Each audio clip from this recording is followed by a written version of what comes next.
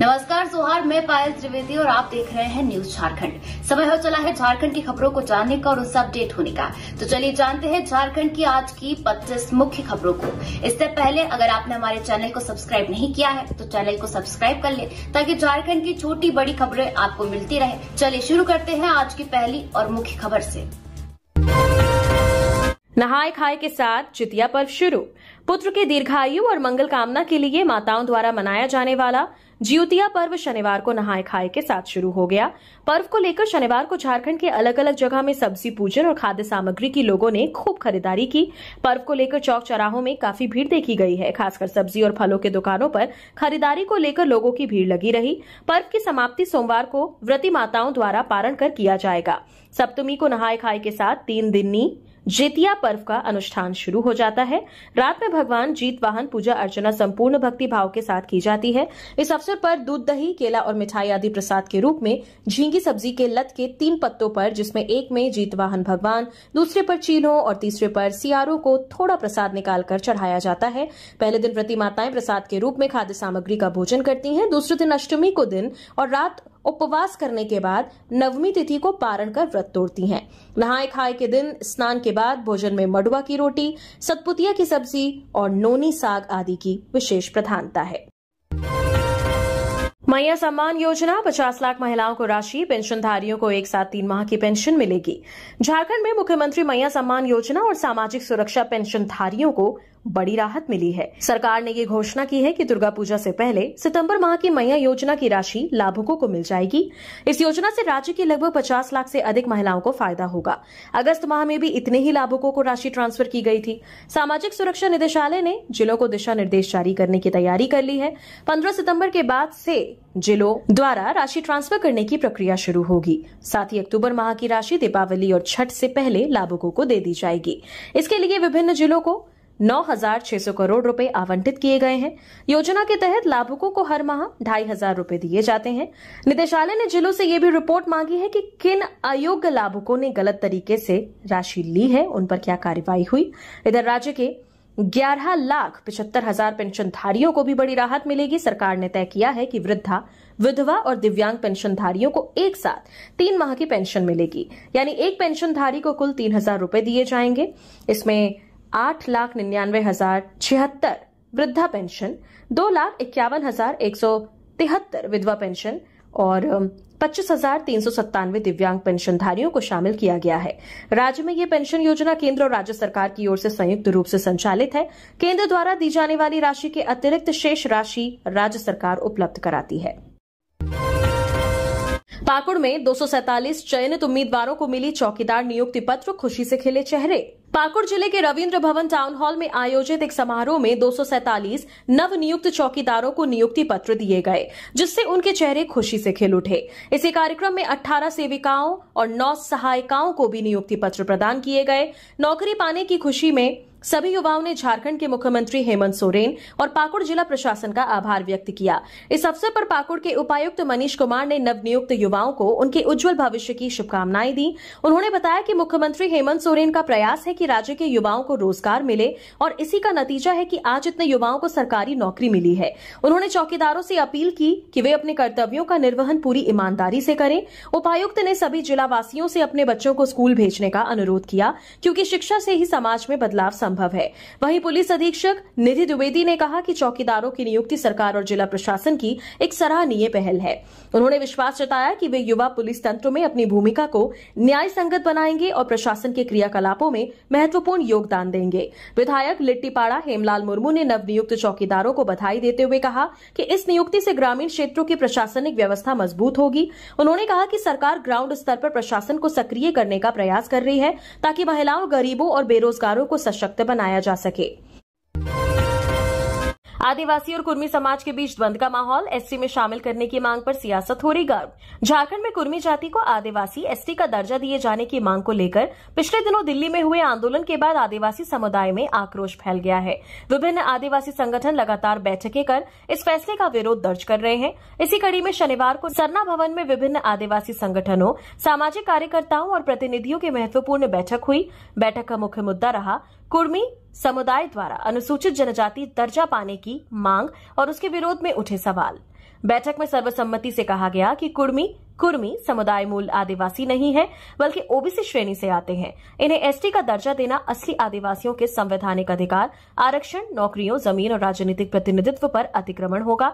संगठनों का आरोप है कि ये आंदोलन विभिन्न राजनीतिक दलों की मिलीभगत से चलाया जा रहा है ताकि जनता के असली मुद्दों भ्रष्टाचार, बेरोजगारी और महंगाई से ध्यान हटाया जा सके। बैठक में यह भी कहा गया कि झारखंड, बंगाल और ओडिशा में कुर्मी समुदाय के नेता रेल रोको और धरना प्रदर्शन जैसे कार्यक्रम आयोजित कर रहे हैं जो पूरी तरह असंवैधानिक है। इससे रेलवे विभाग को करोड़ों का राजस्व नुकसान और यात्रियों को भारी असुविधा झेलनी पड़ रही है। झारखंड में 18 सितंबर तक गरज चमक के साथ बारिश, वज्रपात की भी चेतावनी। आईएमडी ने जारी किया येलो अलर्ट। मौसम विभाग ने झारखंड में 15 सितंबर के लिए अलग से येलो अलर्ट जारी किया है।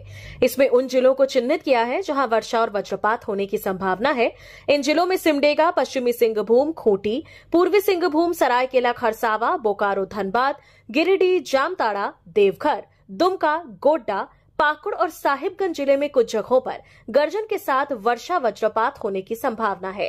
मौसम वैज्ञानिक ने बताया है कि 16 सितंबर 2025 को हजारीबाग, कोडरमा, गिरिडीह, देवघर, जामताड़ा, दुमका, गोड्डा, पाकुड़ और साहिबगंज जिले में कहीं कहीं वर्षा होने की संभावना है।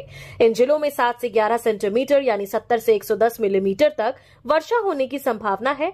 अगर 17 सितंबर के मौसम की बात करें तो इस दिन चतरा, हजारीबाग, कोडरमा, गिरिडीह, देवघर, जामताड़ा, दुमका, गोड्डा, साहिबगंज और पाकुड़ जिलों में कहीं कहीं भारी वर्षा होगी। इस दौरान कुछ जगहों पर तेज आंधी भी चल सकती है। मौसम केंद्र ने कहा है कि आंधी की रफ्तार 30 से 40 किलोमीटर प्रति घंटे रहने की संभावना है।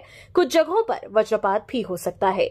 ये चेतावनी 18 सितंबर की सुबह 8:30 बजे तक के लिए मान्य रहेगी। रिम्स शासी परिषद की बैठक। एमआरआई मशीन से लेकर ट्रॉमा सेंटर तक में बदलाव की तैयारी। मंत्री इरफान अंसारी क्या बोले? मुख्यमंत्री हेमंत सोरेन के नेतृत्व में राज्य सरकार रिम्स को देश के बेहतरीन स्वास्थ्य संस्थानों की कतार में लाने की तैयारी में है। शनिवार को रिम्स शासी परिषद की बैठक में स्वास्थ्य मंत्री डॉक्टर इरफान अंसारी ने कहा कि रिम्स को नई दिशा देने के लिए ठोस कदम उठाए जा रहे हैं। डॉक्टर अंसारी ने कहा, हम चाहते हैं कि रिम्स देश का टॉप इंस्टीट्यूट बने। इसके लिए सभी जिम्मेदार अधिकारियों और कर्मचारियों को गंभीरता से अपनी भूमिका निभानी होगी। मुख्यमंत्री जी लगातार मार्गदर्शन दे रहे हैं और आने वाले समय में बड़ा बदलाव देखने को मिलेगा। मंत्री ने स्पष्ट किया कि सरकारी ड्यूटी के दौरान प्राइवेट प्रैक्टिस करने वाले डॉक्टरों पर कड़ी कार्रवाई होगी। उन्होंने रिम्स निदेशक को आदेश दिया कि एमआरआई मशीन की खरीद प्रक्रिया तत्काल पूरी की जाए। ट्रॉमा सेंटर में खराब पड़े वेंटिलेटरों की मरम्मत या बदलाव, बिल्डिंग की मरम्मत और सफाई व्यवस्था को भी प्राथमिकता देने का निर्देश दिया गया। अपर मुख्य सचिव अजय कुमार सिंह ने कहा कि रिम्स निदेशक को कई मुद्दों पर तत्काल कार्रवाई का आदेश दिया गया है। आने वाले दिनों में इन सुधारों का असर मरीजों को साफ नजर आएगा। जामताड़ा में चेन्नई से लौटे मजदूर की मिली लाश। तालाब के पास पड़ा था शव, शरीर पर चोट के निशान। परिजनों ने जताई हत्या की आशंका। जामताड़ा के कर्माटांड थाना क्षेत्र के भीठरा गांव में सिराबांध तालाब के पास 35 वर्षीय तस्लीम अंसारी का शव मिला है। तस्लीम 2 दिन पहले ही चेन्नई से मजदूरी करके लौटे थे। परिजनों के अनुसार शुक्रवार को तस्लीम गांव के जैनुल अंसारी के साथ अबुआ आवास योजना के लिए बैंक से 20,000 रुपए निकालने गए थे। शाम 6-7 बजे तक उन्होंने घर लौटने की बात की थी, लेकिन वे रात भर घर नहीं पहुंचे। शनिवार सुबह ग्रामीणों ने पुलिया के पास उनका शव देखा। मृतक के शरीर पर कई जगह चोट के निशान मिले हैं। मृतक की पत्नी सूती खातून ने हत्या का आरोप लगाया है। पुलिस ने एक संदिग्ध को हिरासत में लेकर पूछताछ शुरू कर दी है। कर्माटांड थाना प्रभारी चंदन तिवारी ने बताया कि शव को पोस्टमार्टम के लिए भेज दिया गया है। घटनास्थल पर मिले साक्ष्य संदिग्ध हैं। पुलिस मामले की गहन जांच कर रही है। दोषियों के खिलाफ कड़ी कार्रवाई का आश्वासन दिया गया है। पलामू से 1 करोड़ की हथनी गायब। चिप के जरिए लोकेशन ट्रैक कर रहा वन विभाग, महावत भी फरार। पलामू में 1 करोड़ रुपए कीमत के हथनी के गायब होने का मामला सामने आया है। मेदिनीनगर सदर थाना में इस संबंध में एफआईआर दर्ज की गई है। उत्तर प्रदेश के मिर्जापुर के विध्यांचल निवासी नरेंद्र कुमार शुक्ला ने बताया कि उन्हें जयमती नाम की हथनी यूपी के रहने वाले संगमलाल से जिम में नामा पर मिली थी। खाने पीने की व्यवस्था न होने के कारण वे हथनी को झारखंड ले आए थे। हथनी की देखभाल की जिम्मेदारी मिर्जापुर के रहने वाले मुन्ना पांडे और चुनार के रहने वाले मन्ना पाठक को दी गई थी।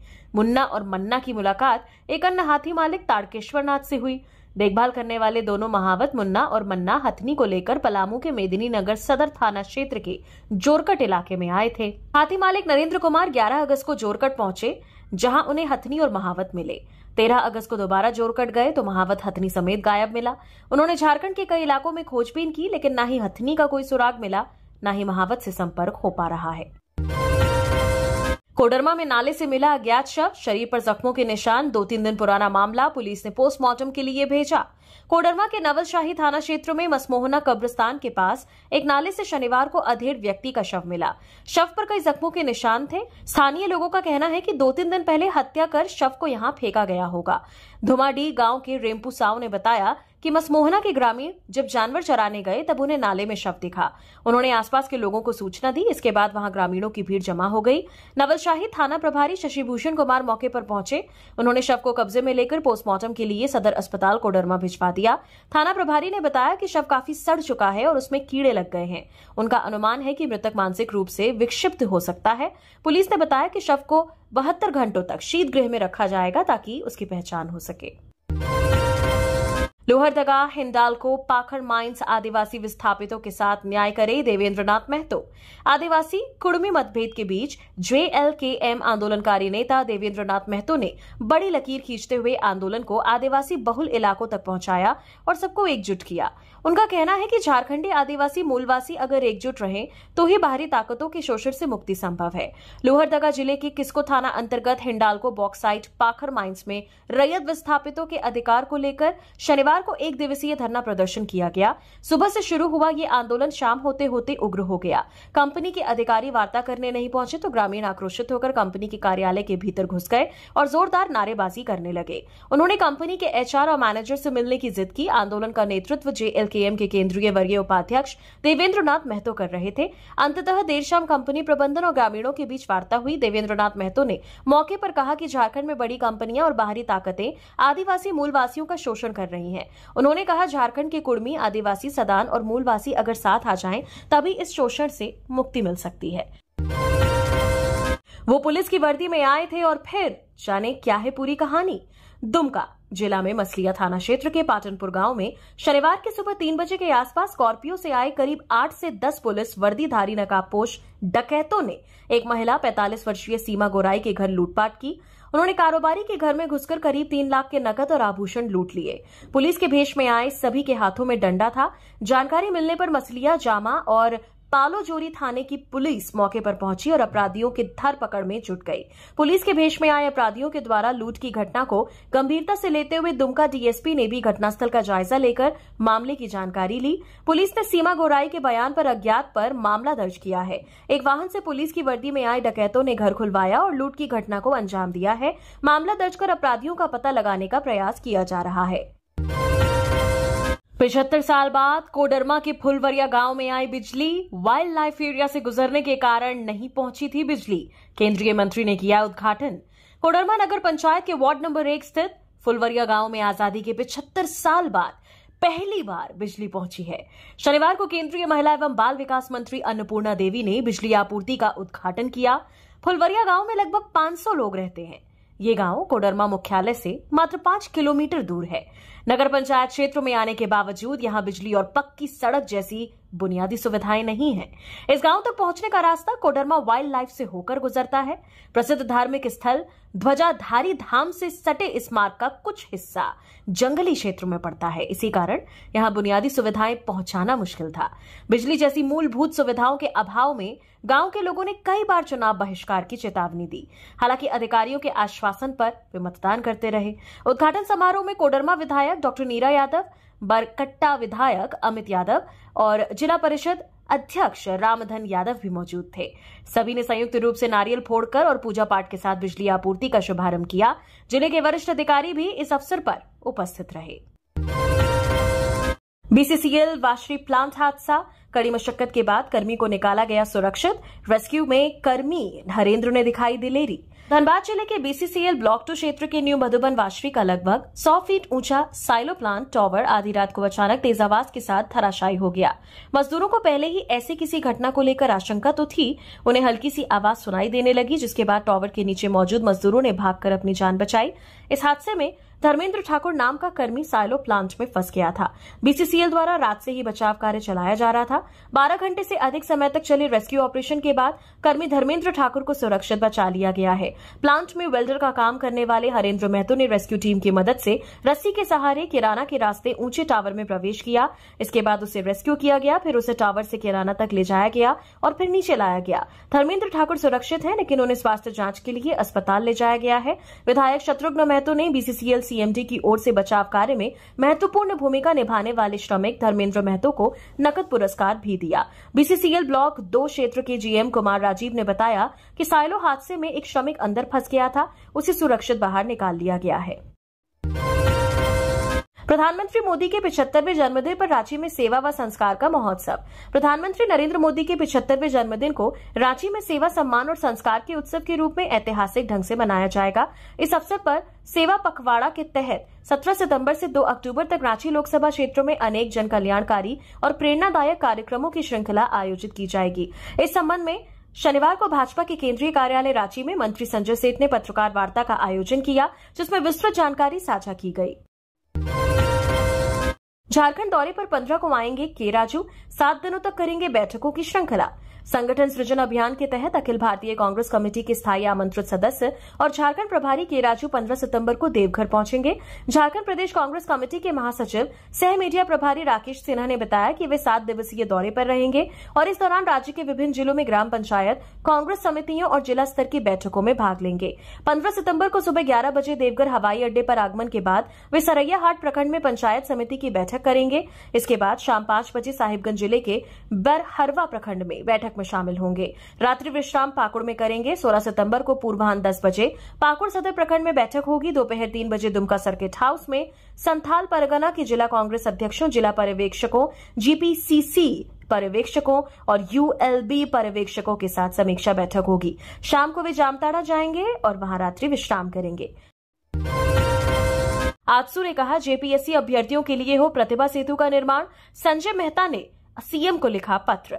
आजसू के महासचिव और हजारीबाग लोकसभा के पूर्व प्रत्याशी संजय मेहता ने मुख्यमंत्री हेमंत सोरेन को पत्र लिखा है। पत्र में उन्होंने प्रतिभा सेतु का निर्माण करने का सुझाव दिया है। पत्र में उन्होंने लिखा है कि आपका ध्यान एक अति महत्वपूर्ण विषय की ओर केंद्रित करवाना चाहता हूं। ये विषय जेपीएससी की परीक्षाओं से संबंधित है। साथ ही आपसे आग्रह के साथ एक सुझाव देना चाहता हूं। उन्होंने इस महत्वपूर्ण सुझाव पर तत्काल पहल करने का अनुरोध किया है। पत्र में उन्होंने सुझाव देते हुए संघ लोक सेवा आयोग द्वारा शुरू की गई प्रतिभा सेतु का उल्लेख किया है। यूपीएससी ने अपनी प्रतिभा सेतु पहल को 2018 में शुरू किया है, जिसे पहले पब्लिक डिस्क्लोजर स्कीम के नाम से जाना जाता था। हजारीबाग के चौपारण में जहरीली मिठाइयों का कारोबार, प्रशासन से सख्त कार्रवाई की मांग। चौपारण प्रखंड क्षेत्र में मिठाई के नाम पर लोगों की सेहत से बड़ा खिलवाड़ हो रहा है। मिली जानकारी के अनुसार गिरिडीह और गया से आए कारोबारी जहरीली और नकली मिठाइयों की सप्लाई धड़ल्ले से कर रहे हैं, जो होटल ढाबों में खुलेआम बेची जा रही है। इससे न केवल आम लोग बल्कि मासूम बच्चे भी स्वास्थ्य संकट का शिकार हो रहे हैं। गंभीर स्थिति ये है कि कुछ होटल संचालक खराब हो चुकी मिठाइयों को रासायनिक प्रक्रिया से दोबारा तैयार कर बाजार में परोस रहे हैं। इस प्रक्रिया से मिठाइयों में हानिकारक रसायन और कीटनाशक मिलने का खतरा रहता है, जो गंभीर बीमारियों और जानलेवा स्थिति को जन्म दे सकते हैं। ग्रामीणों ने प्रशासन से सख्त मांग की है कि जहरीली मिठाई बनाने और सप्लाई करने वालों पर तुरंत छापेमारी की जाए और दोषियों को कठोर सजा दी जाए, ताकि लोगों की जान से खिलवाड़ का सिलसिला बंद हो सके। बाबूलाल बोले, हेमंत सरकार ने प्रशासन को बंधक बनाया। डीजीपी को न यूपीएससी वैध मान रही न भारत सरकार। अवैध तरीके से कुर्सी पर काबिज, प्रोन्नति अटकी।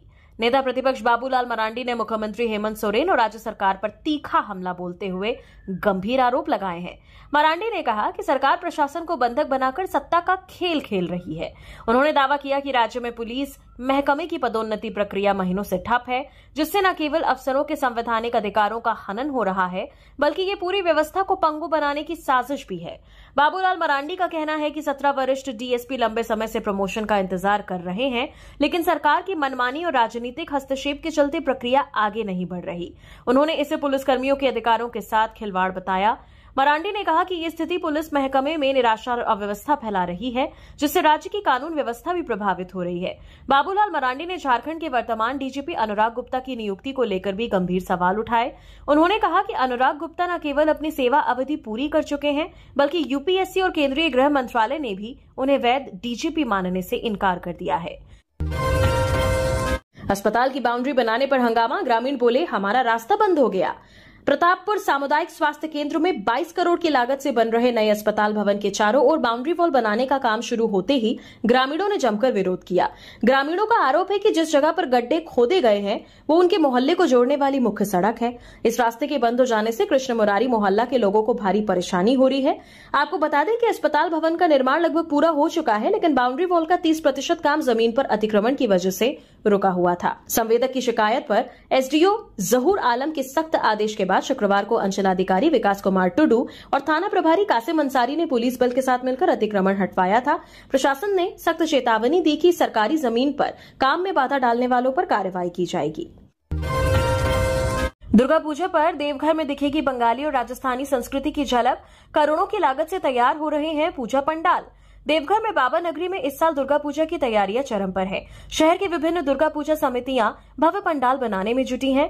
बैद्यनाथपुर, बिलासी, कृष्णापुरी और कुंडा की समितियां करोड़ों की लागत से भव्य पंडाल तैयार कर रही हैं। दुर्गा पूजा की तैयारियों को लेकर बिलासी पूजा समिति के वरिष्ठ सदस्य आशीष झा ने बताया कि इस बार उनके पंडाल में राजस्थानी संस्कृति की झलक दिखाई जाएगी। यहाँ पंडाल की सजावट में राजस्थान के प्राचीन राज दरबार के भव्य स्वरूप को जीवंत किया जा रहा है। वहीं कई पूजा समितियां दक्षिण भारतीय परंपरा और अन्य आकर्षक थीम पर आधारित पंडाल बना रही हैं। पूरे शहर के मोहल्लों में कारीगर दिन रात काम कर रहे हैं ताकि त्योहार शुरू होने से पहले हर पंडाल अपनी पूरी भव्यता के साथ तैयार हो सके।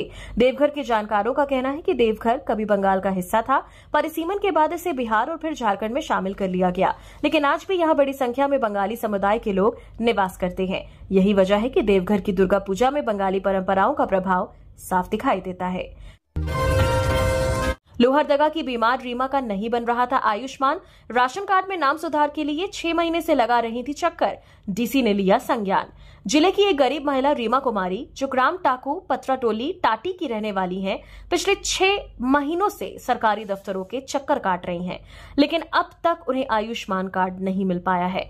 रीमा पथरी की गंभीर समस्या से जूझ रही हैं। जांच में डॉक्टरों ने उनके शरीर में 12 mm का स्टोन पाया है और तुरंत ऑपरेशन की सलाह दी है, लेकिन आर्थिक तंगी के कारण वो इलाज नहीं करा पा रही हैं। आयुष्मान भारत योजना के तहत उन्हें मुफ्त इलाज मिल सकता था, मगर राशन कार्ड में नाम के मिसमैच की वजह से उनका कार्ड अब तक नहीं बन पाया है। अब कांग्रेस और प्रशासनिक पहल से इस समस्या के समाधान का रास्ता खुल गया है। कांग्रेस के सोशल मीडिया कोऑर्डिनेटर ब्यूटी मंडल ने इस मामले को उजागर किया। उन्होंने ट्वीट कर झारखंड के स्वास्थ्य मंत्री इरफान अंसारी और जिला प्रशासन से अपील की कि रीमा की मदद की जाए। 10वीं और 12वीं कक्षा में उत्कृष्ट प्रदर्शन करने वाले छात्र छात्राओं को डीसी ने किया सम्मानित। 10वीं और 12वीं कक्षा में उत्कृष्ट प्रदर्शन करने वाले छात्र छात्राओं को डीसी कर्ण सत्यार्थी द्वारा शनिवार को सम्मानित किया गया। गौरतलब है कि बोर्ड परीक्षा में प्रथम स्थान प्राप्त करने वाले सभी छात्र छात्राओं को राज्य स्तरीय कार्यक्रम में मुख्यमंत्री के हाथों सम्मानित किया गया था।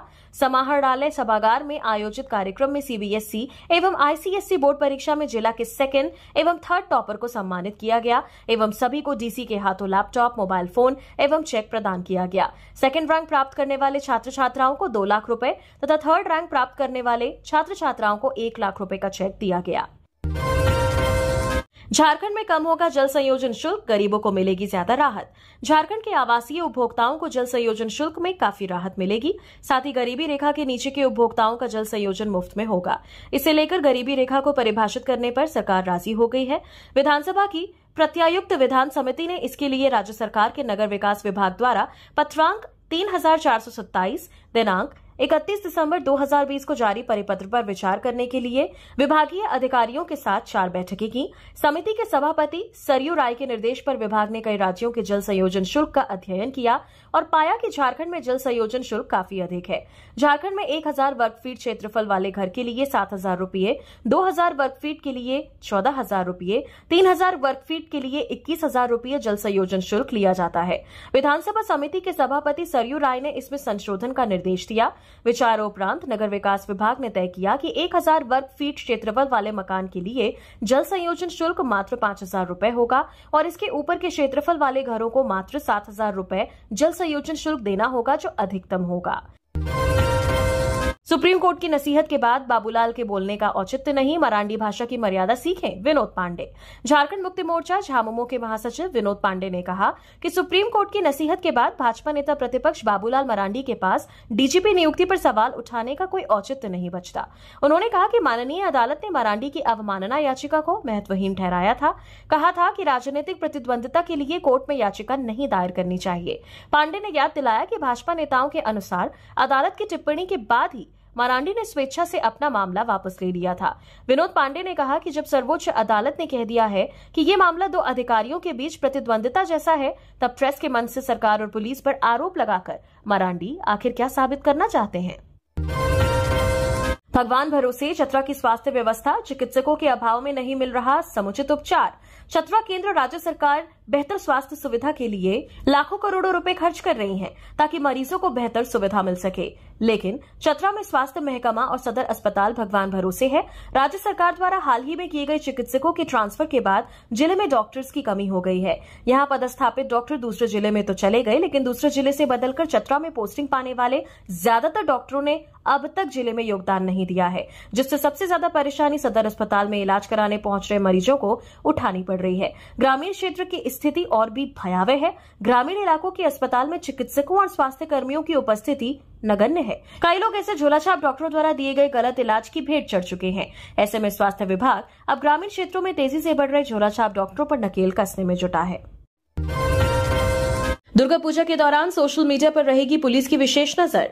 दुर्गा पूजा को लेकर शनिवार को तोरपा थाना परिसर में शांति समिति की बैठक आयोजित की गई। बैठक में एसडीपीओ क्रिस्टोफर केरकेटा, बीडीओ नवीन चंद्र झा, सीओ पूजा बिन्हा, थाना प्रभारी मुकेश कुमार हेम्ब्रम, प्रमुख रोहित सुरीन, उप प्रमुख संतोष कर सहित मुखिया, गणमान्य नागरिक, पूजा समिति के पदाधिकारियों ने हिस्सा लिया। इसमें दुर्गा पूजा शांति और सौहार्दपूर्ण वातावरण में मनाने का निर्णय लिया गया। प्रशासन की ओर से पूजा समितियों को सुरक्षा को लेकर कई निर्देश दिए गए। पूजा पंडालों में वॉलंटियर रखने और फायर सेफ्टी इक्विपमेंट लगाने के लिए पूजा समिति से कहा गया। अधिकारियों ने कहा, पंडालों में साफ सफाई, बिजली पानी की समुचित व्यवस्था होनी चाहिए। पंडाल में दर्शनार्थियों को कोई असुविधा न हो, इस पर समिति के लोग ध्यान रखें। सोशल मीडिया पर पुलिस की विशेष नजर रहेगी। संचालन करते हुए थाना प्रभारी ने कहा, त्योहार के दौरान विधि व्यवस्था दुरुस्त रखने के लिए पुलिस मुस्तैद रहेगी। सदस्यों ने त्योहार के दौरान निर्बाध विद्युत आपूर्ति व पेयजलापूर्ति कराने की मांग की। गांजा ही गांजा, नशे के कारोबार का पर्दाफाश। भारी मात्रा में गांजा के साथ 2 आरोपी गिरफ्तार।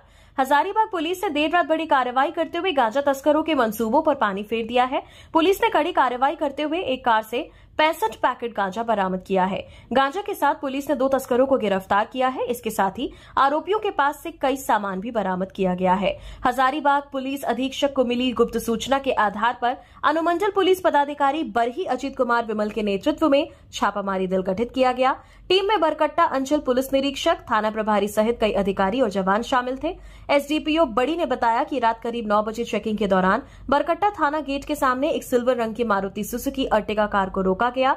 तलाशी में वाहन के विभिन्न हिस्सों से छिपाकर रखे गए 65 पैकेट गांजा बरामद किए गए, जिनका कुल वजन 39.5 किलोग्राम है। चाईबासा में बैंक ऑफ इंडिया में करोड़ों का घोटाला। पूर्व शाखा प्रबंधक ने की सेल के खाते से 2 करोड़ 14 लाख रुपए की हेराफेरी, निलंबित। चाईबासा के बैंक ऑफ इंडिया गोवा शाखा में 2 करोड़ 14 लाख 81,192 रुपए का घोटाला सामने आया है। बैंक के पूर्व शाखा प्रबंधक सुदीप सिंकू ने Steel Authority of India SAIL के खाते से राशि की हेराफेरी की। आरोप है कि सुदीप सिंकू ने सेल के आदेश के बिना 4 लोगों के खातों में पैसे ट्रांसफर किए। इन खाताधारकों में अन्नू देवी, मनोज निषाद, पुनामी बोत्रा और कन्हैया कुमार साव शामिल हैं। मामला सामने आने पर बैंक ऑफ इंडिया के जमशेदपुर जोन के अधिकारी ने गोवा थाने में शिकायत दर्ज कराई। सुदीप सिंकू का हाल ही में गोवा से हजारीबाग जोन में तबादला हुआ था। मुंबई स्थित बैंक के मुख्यालय ने उन्हें निलंबित कर दिया है। गोवा थाने में उनके खिलाफ एफआईआर दर्ज कर आगे की कार्रवाई की जा रही है। धनबाद के मुंडा धौड़ा में अतिक्रमण के खिलाफ रेलवे का अभियान, बुलडोजर चलाकर 50 घरों को किया ध्वस्त। धनबाद जिले के एग्यारकुंड प्रखंड अंतर्गत शिवलीबाड़ी मध्य पंचायत के मुंडा धौड़ा में शनिवार को रेलवे की ओर से अतिक्रमण हटाओ अभियान चलाया गया। इस दौरान आसनसोल रेल डिवीजन के सेक्शन इंजीनियर शिव कुमार के नेतृत्व में अवैध कब्जा हटाया गया। रेलवे की जमीन पर बसे करीब 50 घरों को रेलवे की टीम ने ध्वस्त कर दिया। इस दौरान भारी संख्या में रेलवे पुलिस मौजूद थी। अतिक्रमण हटाने में 3 जेसीबी इस्तेमाल की गई। अधिकांश मिट्टी का घर होने के कारण टीम को ज्यादा परेशानी नहीं हुई। वहीं इस अभियान से लगभग 250 की आबादी प्रभावित हुई है। लोगों ने पड़ोसियों के घरों और सामुदायिक भवन में शरण ली। इससे पूर्व रेलवे की टीम ने शुक्रवार की शाम माइकिंग कर लोगों से स्वतः अवैध कब्जा हटाने की अपील की थी। लोगों से घरों का सामान हटा लेने की बात कही गई थी। बुलडोजर चलने से पहले ही लोगों ने जरूरी सामान हटा लिए थे। विधायक नीरा यादव ने डीएमएफटी फंड का दुरुपयोग का लगाया आरोप। कहा, जब सरसों में भूत है तो झाड़िएगा किसे। कोडरमा के पूर्व मंत्री सह कोडरमा विधायक डॉक्टर नीरा यादव ने डीएमएफटी फंड का दुरुपयोग करने और एस्टीमेट घोटाला करने का आरोप लगाते हुए राज्य सरकार पर जमकर निशाना साधा है। उन्होंने कहा कि हाल ही में बोकारो में डीएमएफटी फंड के दुरुपयोग को लेकर नेता प्रतिपक्ष बाबूलाल मरांडी ने कई खुलासे किए थे। विधायक ने दावा करते हुए कहा कि अगर सही ढंग से जांच की जाए तो डीएमएफटी फंड के दुरुपयोग के मामले में कोडरमा सबसे अव्वल होगा। भाजपा विधायक नीरा यादव ने कहा कि राज्य सरकार की शह पर अधिकारी मनमानी कर रहे हैं। उन्होंने कहा कि डीएमएफटी फंड का उपयोग जरूरत के संसाधनों को विकसित करने पर किया जाना था, लेकिन दुर्भाग्य है कि सरकारी अधिकारी और कर्मी एस्टीमेट घोटाला को बढ़ावा देते हुए ऐसी जगह पर इस फंड का उपयोग कर रहे हैं जिसका कोई भी औचित्य नहीं है। लातेहार में वज्रपात से किसान की मौत, 4 पशुओं की भी गई जान। लातेहार जिले में वज्रपात से एक किसान की मौत हो गई तो 4 पशुओं की भी मौत हो गई। दोनों घटना शुक्रवार की शाम को हुई। बारियातू थाना क्षेत्र अंतर्गत राजगुरु पहाड़ी के समीप देर शाम वज्रपात की चपेट में आने से किसान राजगुरु गांव निवासी गणेश गंजू उर्फ बिजली गंजू पिता कैल गंजू की मौत हो गई। परिजनों ने बताया कि गणेश गंजू अपने मवेशियों को चराने के लिए पहाड़ के समीप गया था। देर शाम अन्य चरवाहों व खुखड़ी चुनने वालों ने वज्रपात में गणेश के चपेट में आने व गंभीर होने की सूचना दी। सूचना के बाद तत्काल परिजन और अन्य ग्रामीण पहाड़ी के समीप पहुंचे।